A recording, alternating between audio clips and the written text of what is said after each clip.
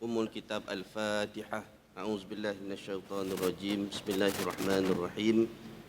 Alhamdulillahi rabbil alamin, arrahmanir rahim, maliki yaumiddin. Iyyaka na'budu wa iyyaka nasta'in. Ihdinas siratal mustaqim. Siratal ladzina an'amta 'alaihim ghairil maghdubi 'alaihim waladdallin. Amin. Bismillahirrahmanirrahim. Alhamdulillahi rabbil alamin. Wassalatu wassalamu ala asyrafil anbiya'i wal mursalin wa ala alihi wa sahbihi ajma'in.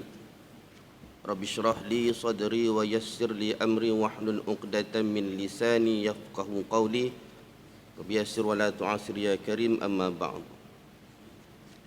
Tuan Imam, muslimin muslimat yang dirahmati Allah Subhanahu wa taala, pertamanya marilah kita meningkatkan lagi rasa syukur kita kepada Allah Subhanahu wa taala kerana pada malam ini kita dipertemukan oleh Allah Subhanahu wa taala di satu tempat yang sangat dimuliakan oleh Allah Subhanahu wa taala di muka bumi ini, itulah di masjid sebagai rumah Allah Subhanahu wa taala. Mudah-mudahan Allah Subhanahu wa taala menerima amal kita.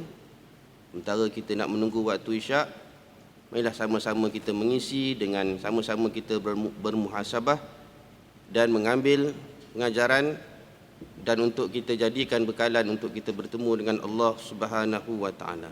InsyaAllah pada malam ini kita berkongsi satu hadis daripada Nabi sallallahu alaihi wasallam yang membawa intisari, iaitu beramallah sebelum terlambat. An Abi Hurairah radhiyallahu anhu anna Rasulullah sallallahu alaihi wasallam qala badiru bil a'mali sab'an hal tantaziruna illa faqran munsiya aw ghinan mutghiya aw maradan mufsida aw haraman mufnida aw mautan muhjiza aw ad-dajjala fasharru ghaibin yuntazur aw as-sa'ata fas-sa'atu adha wa amar. Rawahu Tirmizi wa qala hadis hasan. Maksudnya daripada Abu Hurairah radhiyallahu anhu, beliau berkata bahawa Rasulullah sallallahu alaihi wasallam bersabda, bersegeralah kalian melakukan amalan sebelum menemui 7 perkara. Kamu sebenarnya tidak menanti melainkan tibanya, iaitu pertama, kemiskinan yang melalaikan; yang kedua, kekayaan yang menyebabkan kezaliman; yang ketiga, sakit yang merosakkan badan; yang keempat, usia tua yang menggagapkan percakapan; yang kelima, kematian yang melenyapkan segala sesuatu; yang keenam, tibanya Dajjal, maka ia adalah sejahat-jahat makhluk gaib yang dinantikan; yang ketujuh, tibanya hari kiamat, maka hari kiamat itu adalah lebih dahsyat dan lebih pahit lagi. Hadis riwayat Imam At-Tirmizi.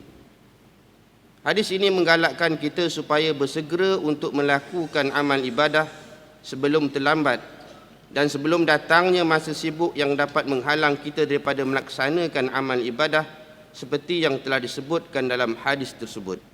Muslimin muslimat yang dirahmati Allah Subhanahu wa taala, ini peringatan daripada baginda Nabi sallallahu alaihi wasallam, yang kok mana pun kita semua akan berhadapan dengan perkara-perkara ini. Mungkin sama ada mungkin yang terakhir tu kiamat tu, wallahu alam, kita pun tak tahu sama ada kita berhadapan dengannya atau tidak. Kok kita dah dijemput oleh Allah Subhanahu wa taala. Ataupun kalau tak berhadapan dengan kiamat yang besar, kita tetap berhadapan dengan kiamat yang kecil, iaitu kita mati. InsyaAllah mari sama-sama kita tengok peringatan daripada Nabi SAW, 7 peringatan ini. Yang pertama, iaitu beramal sebelum kemiskinan yang akan melalaikan kita. Kemiskinan sering membuat orang lupa dengan akhirat, lupa dengan Allah, lupa dengan tujuan hidupnya yang sesungguhnya, dan lupa beramal baik untuk masa depannya yang kekal abadi. Kerana seseorang yang dicengkam oleh kemiskinan biasanya selalu disibukkan oleh usahanya untuk mencari makan dan minum, untuk menyambung hidupnya, mencari tempat tinggal untuk menaungi daripada panas dan matahari, mencari pakaian untuk menutup tubuhnya. Dalam kehidupan kita ni, biasanya dia akan berpasangan. Ada yang kaya, mesti ada yang miskin. Jadi kita tengok biasanya orang miskin ni, sebab itu agaknya pepatah mengatakan, kais pagi makan pagi, kais petang makan petang. Bagi orang yang mungkin, macam saya agaknya yang bergaji tetap, yang kerja kerajaan ke, yang kerja swasta dan sebagainya, mungkin kadang-kadang kita tak dapat sangat nak merasai benda yang itu. Sebab itu saya sarankan diri saya dan tuan-tuan, sama-sama kita turun tengok. Tak payah jauh-jauh, kita pergi yang berhampiran dengan kita pun cukup. Tengoklah di kampung kita, di taman kita, atau di mana saja tempat tinggal kita. Kadang-kadang kita tak perasan pun yang sebenarnya dia kadang-kadang tak ada makanan di rumah dia. Apatah lagi kalau rumah dia tu menaungi anak ramai betul. Lebih kita bimbang kalau kita terlupa apa yang Nabi pesan, bahawa tidak beriman kita ini, kalau kita ini tidur dalam keadaan kekenyangan, sedangkan jiran kita masih kelaparan. Baik. Mungkin sebelum ini kita tak berapa perasan dan tak berapa nampak. Tapi dengan pandemik COVID-19 ini, tuan-tuan, saya rasa dan saya yakin tuan-tuan akan dapat lihat dengan jelas situasi ini. Tuan-tuan tengok pada hari ini, dikatakan hampir lebih 100,000 orang telah hilang pekerjaan, tuan-tuan. Yang dah ada kerja ni, hilang pekerjaan. Berapa banyak kilang-kilang yang terpaksa ditutup. Syarikat-syarikat besar yang gulung tikar. Baik di sektor mana sekalipun, tuan-tuan. Tuan-tuan tengok. Maka berapa ramai orang yang kehilangan pekerjaan itu, yang terpaksa hilang dia punya pendapatan untuk menanggung sara hidup dia dan juga keluarga dia. Kalau dia bujang, tuan-tuan, mungkin tahan sikitlah. Tapi kalau dia menanggung bini dan anak-anaknya, itu kalau ada satu bini, kalau ada dua bini, kalau bini-bini, tuan-tuan tengok, tuan-tuan. Sebab itu, dalam tempoh yang ini, amat mudah sebenarnya untuk kita menyantuni sunnah Nabi SAW. Untuk kita membantu menghulu sekadar mana yang kita mampu. Sebab itu tuan-tuan tengok ramai, banyak gerakan daripada NGO ke, daripada banyak pertubuhan-pertubuhan, baik daripada yang kerajaan maupun pertubuhan bukan kerajaan yang cuba untuk membantu orang-orang yang dalam kesusahan.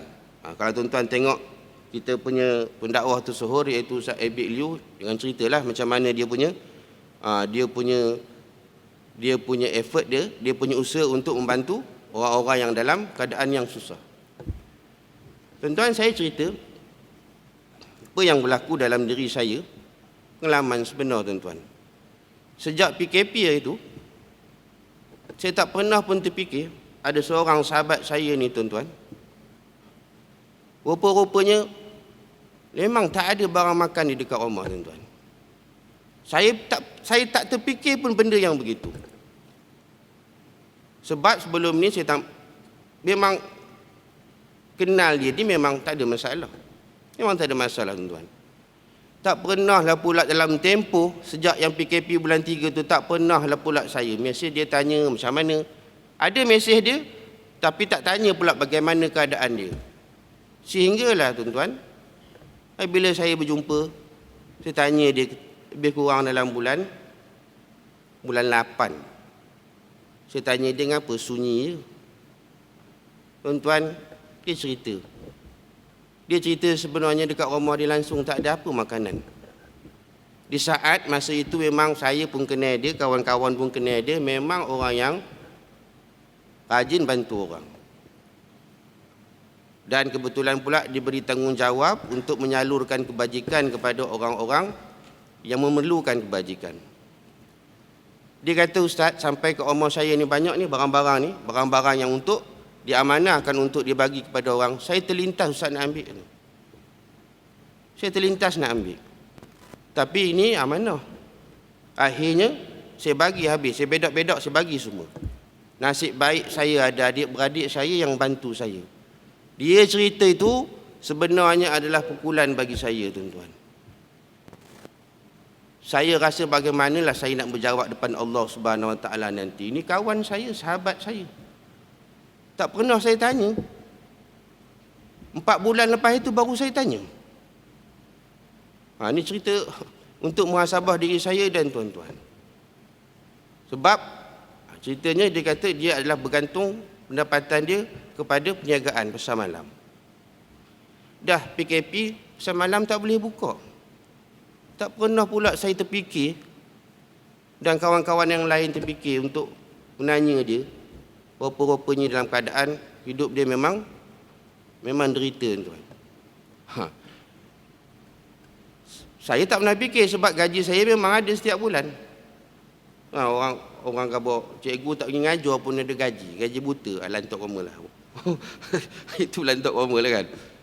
Tapi kita tak pernah fikir orang yang rupanya kais pagi, makan pagi, kais petang, makan petang. Sekarang pagi tak boleh kais, petang pun tak boleh kais. Pasal pagi pun tak boleh berniaga, masa itulah. Pasal malam pun tak boleh berniaga. Tapi tak pernah saya fikir. Allah, mudah-mudahan Allah SWT ampunkan dosa saya. Dan juga kepada sahabat-sahabatnya yang lain. Satu, tuan-tuan. Saya pergi ziarah. Lebih kurang dalam bulan lepas kot. Ziarah ada satu rumahnya kena banjir. Saya baru first time sampai rumah dia. Saya kenal dia lama dah. Kebetulan sahabat kepada isteri saya. Lama dah saya kenal dia. Tapi rumah baru saya tahu. Pergi tengok, Masya Allah. Memang keadaan yang dhaif. Tapi masih steady. Rumah kena banjir. Dia cerita tak apalah. Kalau rumah kau ni naik air pun, tak apa, boleh pindah atas. Ditunjuk atas pun. Atas rumah dia tu ialah kandang kambing. Tak apa, kalau rumah air naik pun tak apa, boleh duduk kat atas tu. Boleh duduk dengan kambing. Masya Allah, tuan. Baru saya tahu bagaimana keadaan susahnya. Dan kebetulan menyara hidupnya dengan berjual-jual. Buat keripik pisang ke, apa peyek ke apa semua. Baru saya tengok, rupa-rupa orang yang jenis jual begini, tuan-tuan. Sebenarnya demo jual itu bukan untuk demo kaya. Orang-orang yang meniaga begini, demo berjual itu adalah untuk meneruskan kelangsungan hidup. Maka oleh kerana itu, pesan kepada saya dan tuan-tuan, kalau jumpa orang-orang yang begini, tuan-tuan belilah. Belilah jualan dia. Kalau boleh habis-habiskanlah. Sebab demo tu berniaga bukan untuk kaya. Demo tu berniaga untuk meneruskan kelangsungan hidup mereka, tuan-tuan. Kalau tuan-tuan tak nak makan pun tak apa. Tuan-tuan beli, tuan-tuan sedekahlah kepada orang lain. Banyak pahala yang tuan-tuan akan dapat daripada Allah SWT. Ni tuan-tuan. Itu baru 1-2 contoh. Tuan-tuan tengok, tuan-tuan boleh pergi tengok. Turun dekat kampung. Tak payah pergi jauh-jauh lah. Tuan-tuan turun dekat tempat tuan-tuan sendiri saja. Maka kita tak payah nak persoalkan orang lain lah. Tak payah nak persoalkan kenapa bantuan tak ada, kenapa itu, tak apa. Itu biar masing-masing orang yang bertanggungjawab, itu biar dia urus. Kalau dia tak tunaikan tanggungjawab dia itu, maka dia akan berhadapan dengan Allah Subhanahu Wa Taala. Kita pula, kita bimbang bila Allah tanya, apa kamu punya peranan kamu yang kamu boleh buat, yang kamu boleh bantu orang-orang yang dalam keadaan yang susah. Tuan-tuan sekarang. Sebab itu, di pihak kerajaan pula, kalau boleh permudahkan, jangan susahkan. Segala apa bantuan, segala apa benda yang boleh digunakan, disalurkan kepada rakyat, permudahkan, jangan susahkan. Hari ni dalam 2-3 hari ni kita tengok kecoh tentang KWSP, Aisina dan sebagainya. Kita baca komen, hampir 50,000 komen daripada satu ulasan saya baca tengok. Saya tak baca lah 50,000 komen tu, mana nak bacanya. Tapi antara beberapa komen tu, dia kata, ini bukan Aisina ni, ini ai marah ni. Ini bukan Aisina, ai malap. air gelap. Lah dia kata air kencing pun ada. Ini masalah tuan-tuan. Pemudahkan. Kenapa menyusahkan orang? Kenapa nak buktikan yang ini kena hilang dia punya pendapatan 30%? Kamu nak bukti yang macam mana? Nak sampai bawa saja mati ke? Ni bukan marah ni nak bagi nasihat. Nak bagi nasihat. Kamu nak sampai orang bawa kain kapan kat sana? Tuan-tuan tengok hari ni, antara premis yang paling padat dengan orang ialah kabel SP. Sini pun tuan-tuan boleh tengok, bukan jauh ni, depan itu je. Padat tuan-tuan. Itu jadi persoalannya sekarang, apa yang payah benar? Sehingga saya fikir sebenarnya, ada tak ada duit ni? Sebenarnya ada duit ke tak ada duit? Jadi permudahkan. Lagipun ini adalah hak orang itu. So jangan sekat. Nanti 8 juta orang ini termasuk dalam golongan orang yang dizalimi, nanti ditadar tangan berdoa pada Allah SWT. Ingat Nabi kata doa orang yang dizalimi tidak ada hijabnya depan Allah SWT. Makbul doa mereka. Jadi pastikan kalau ada orang kat sini, minta maaf lah, saya nak ngabar. Jangan menyusahkan. Saya tak ada kaitan pun. Saya tak ada pun, tapi nak ngabar. Pemudahkan, jangan disusahkan. Okey. Kemudian sebab ni nak ngabarnya, bahawa kerana bahana kemiskinan ini akan menyebabkan orang akan bertindak di luar batasan. Orang akan bertindak mencuri. Orang akan buat benda-benda kerja yang haram. Sebab apa? Sebab dia dah tak ada pendapatan. Ataupun memang ada yang memang jenis pemalas pun ada juga. Dia nak benda yang mudah. Tapi kita nak khabar bahawa situasi ini sekarang berlaku tuan-tuan. Tuan-tuan baca surat khabar ataupun tuan-tuan tengoklah dalam medsos, dalam media sosial, kita tengok berlaku krisis rumah tangga dalam keadaan peratusan yang sangat tinggi tuan-tuan. Kita baca ada suami yang sanggup bertindak untuk tikam isterinya.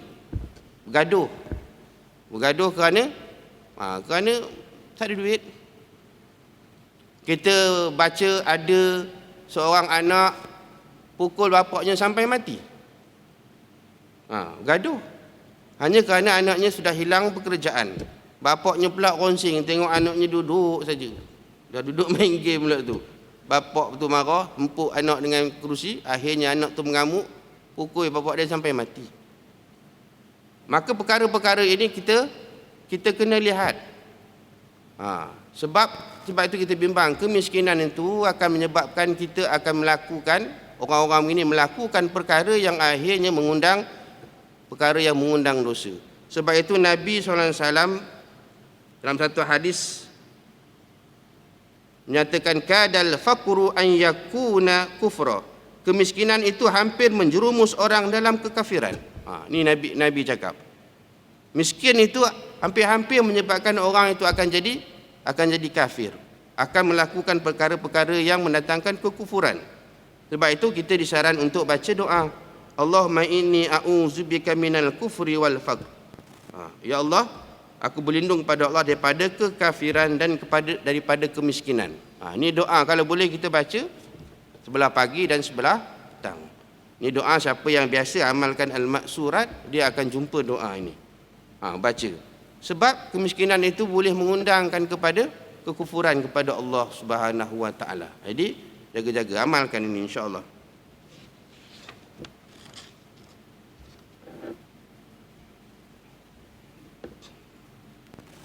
Maka sebab itu bagi orang yang dalam keadaan baik di dalam miskin, maka dia kena banyak-banyakkan bersabar. Kita baru dengar khutbah hari ni kan.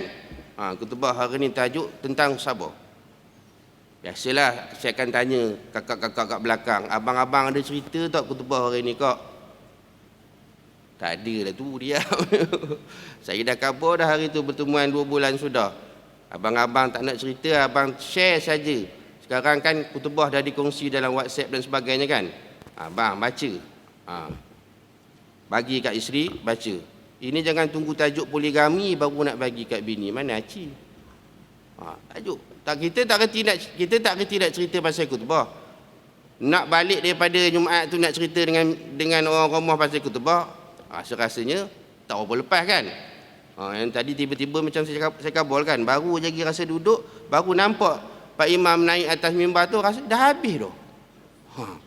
Ini standard lah kan. Rasa dah habis. Ya benar Pak Imam ni laju benar katanya. Laju apa? Kita dah lelap.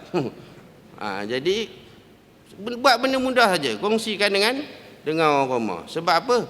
Sebab demo tak dapat nak dengar khutbah, demo tak dapat nak sembahyang Jumaat. Ni kalau tanya kakak-kakak kat belakang ni, nak tak pergi sembahyang Jumaat? Nak. Tapi tak boleh pasal dalam keadaan yang tidak kondusif, tak cukup orang. Orang dalam keadaan kita lagi jarak 1 meter, kita pun jenuh berebut nak datang kan. Tapi sekarang nampak orang buat ambil mudah saja. Dia rasa malas lah aku nak baris-baris, tak payah pergilah tu. Tunggu habis PKPB, jenuh lah. Dia ingat dia boleh buat hukum senang-senang waktu itu. Itu yang pertama tuan-tuan. Yang kedua, beramal sebelum kaya yang menyebabkan kezaliman.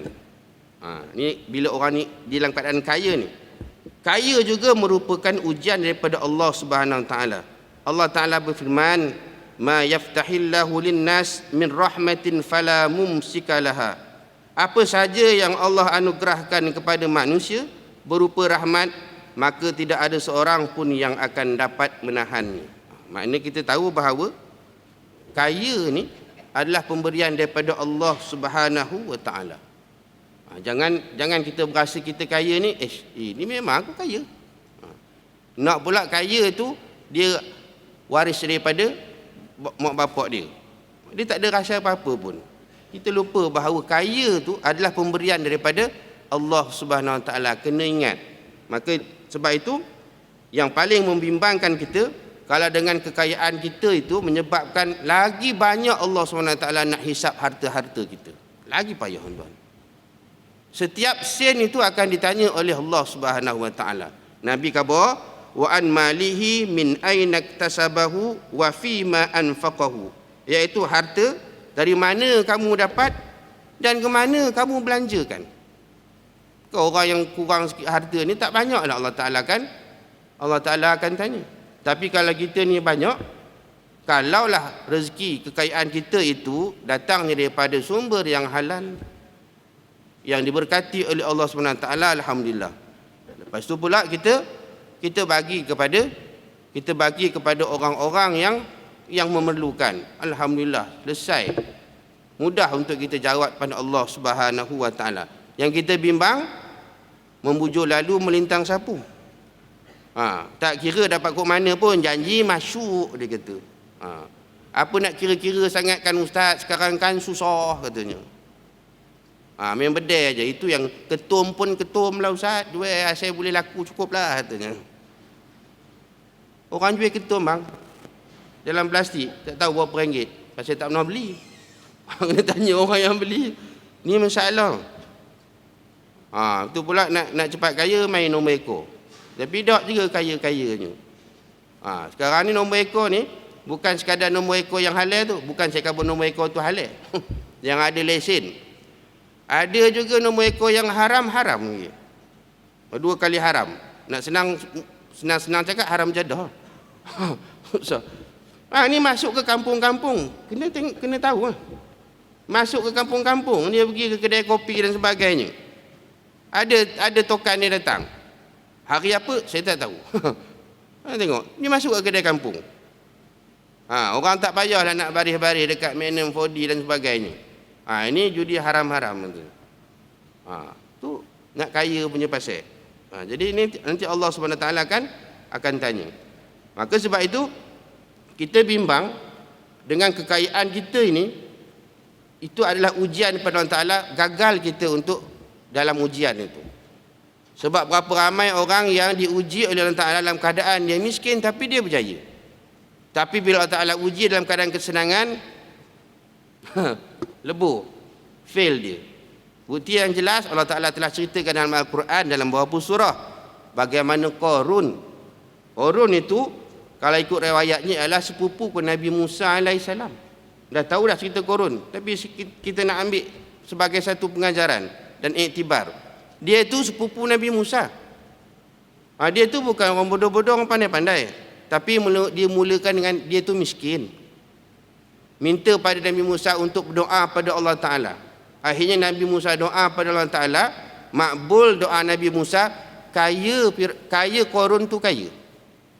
Tapi bila kaya, Nabi Musa hantar utusan dia, hantar beberapa orang dia untuk minta zakat daripada Qarun.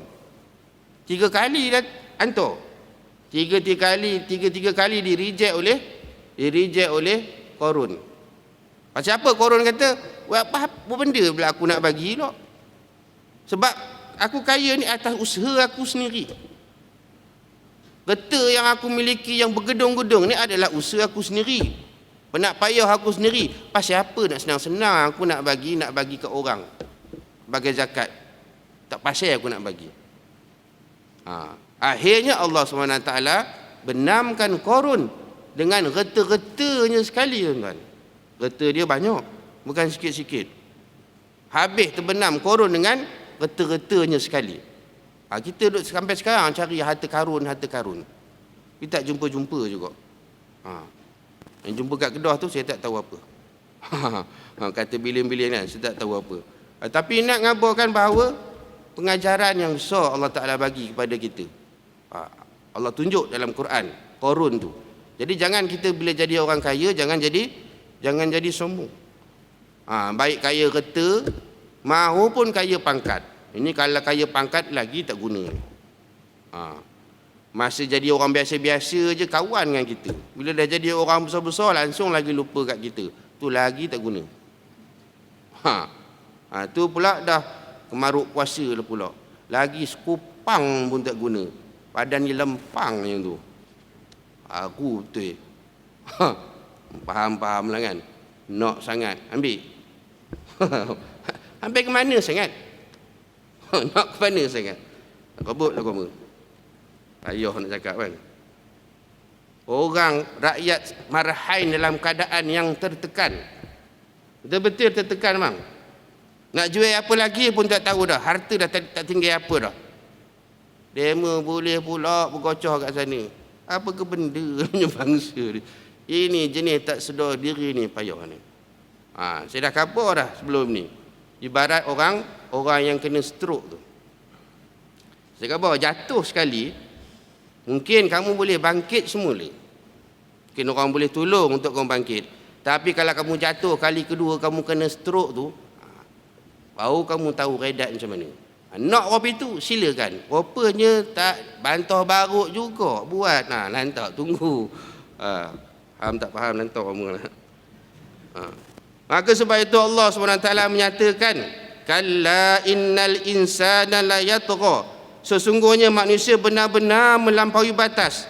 Ar-ra'ahu istaghna, kerana dia melihat dirinya serba cukup. Ini Allah nyatakan dalam surah Al-Alaq. Betul-benar manusia ni memang melampaui batas. Sebab rasa kita ni serba cukup. Dan kita rasa perasaan pula yang serba cukup tu semua kita dapatkan sendiri. Lupa kita kepada Allah Subhanahu Wa Taala. Manusia memang selalu begitu bang. Kan? Masa susah, tengok masa sakit tu. Allah. Kalau senang, apa orang tak sebut. Selalu begitulah. Kita pun sama lah juga. Kalau masa makan baca doa panjang benar. Lepas makan sedawa duduk. Berapa orang lepas makan ada baca doa alhamdulillazi at'amana wa saqana wa ja'alana muslimin. Berapa orang? Tu. Jenis masa susah ingat kat Allah Taala. Bila senang lupa pada Allah Subhanahu Wa Taala. Yang ketiga, beramal sebelum sakit yang merosakkan badan. Kesihatan adalah harta yang paling berharga yang selalu menjadi keinginan kepada manusia kerana merupakan satu aset yang tidak ternilai harganya, yang tak boleh dibeli dengan duit. Nikmat yang besar sihat tu. Sihat tu nikmat besar tu. Tak boleh beli dengan duit. Kita tengoklah kan, orang duit ada beribu raban pun, juta-juta duit, tapi main datang sakit, apa pun tak boleh buat. Makanan yang sedap jadi tak sedap. Tu tengok yang orang kena COVID-19 tu. Sampai deria rasa pun tak ada. Deria rasa pun tak ada. Kita rasa nikmat sihat ni masa bila? Kita rasa nikmat sihat ini bila kita sakit. Baru kita rasa sebenarnya, oh tu apa rasanya sihat macam mana. Oh kalau kita rasa sihat, apa pun kita tak peduli. Bila sakit baru kita rasa, oh rupanya sihat ni bagus benar rasanya. Maka sebab itu kena hargai nikmat sihat. Masa sihat lah kita nak bertukar lumur pun beramal ibadah. Orang rasa masa sakit, masa redat barulah kita nak. Orang cakap marah. Orang tongkat-tongkat jenuh lah kita nak pergi masjid kan. Tu yang nak duduk tayat akhir pun tak boleh. Pasal apa? Pasal GST. Amda pula GST. Gaut sampai tua. Gaut sampai tua. Nak lipat kaki pun tak boleh. Jenuh lah kan.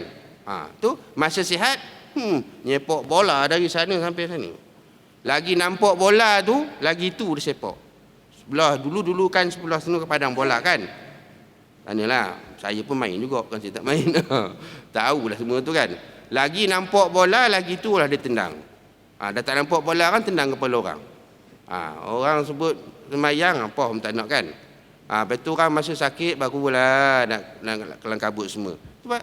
Sebab itu, beribadah, tingkatkan amal ibadah kita semasa kita dalam keadaan yang sihat. Baru rasa okey, ini biasa sakit baru nak itu. Tapi tak apa jugalah. Tidak pun koman-koman pun sakit dia ingat lagi pada Allah Taala. Usaha juga dia kan. Ini ada yang sakit langsung tak ingat Allah Taala lagi teruk. Itu lagi teruk.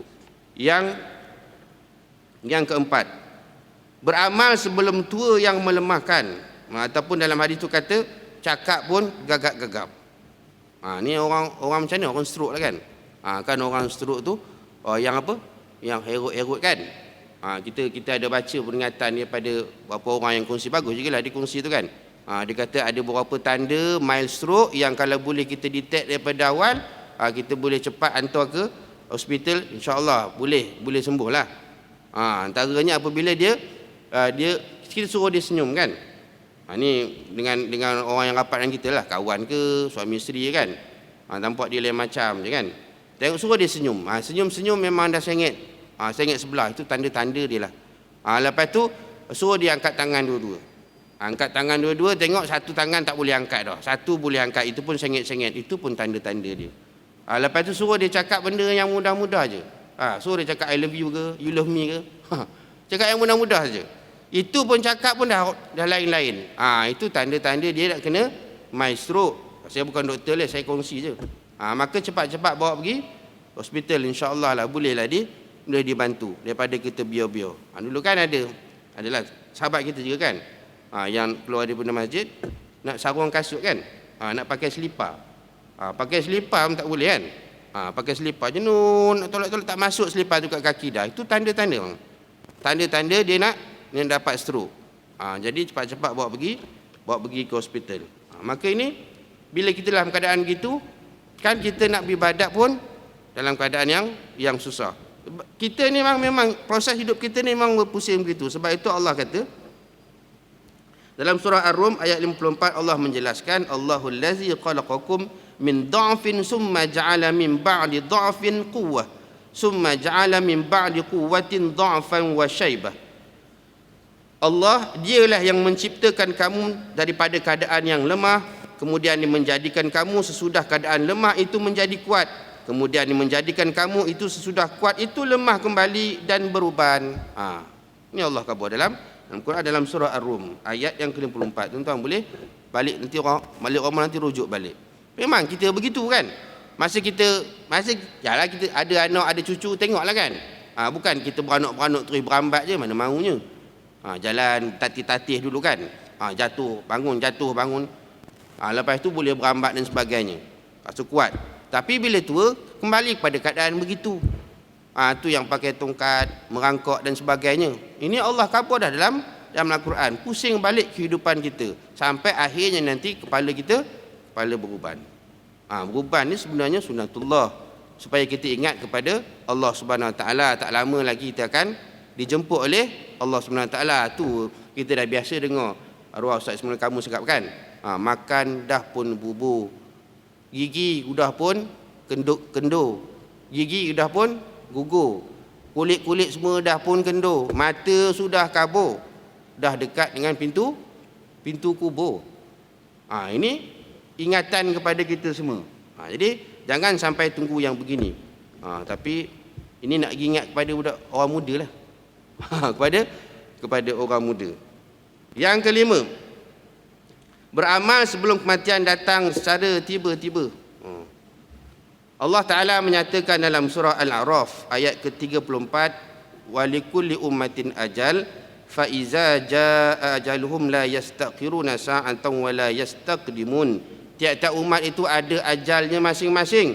Bila sampai masanya, datangnya ajal itu, dia tidak akan lambat dan tidak akan cepat satu saat pun. Siapa? Semua kita. Allah kata dalam ayat ini, walikulli ummatin, setiap umat itu ada ajal. Allah Ta'ala tak khabar orang tua. Maknanya orang muda pun ada mati, orang tua pun ada mati, budak pun ada mati, kecil besar tu muda sama je, dia tak kira. Sebab umur tu bukan syarat untuk kematian.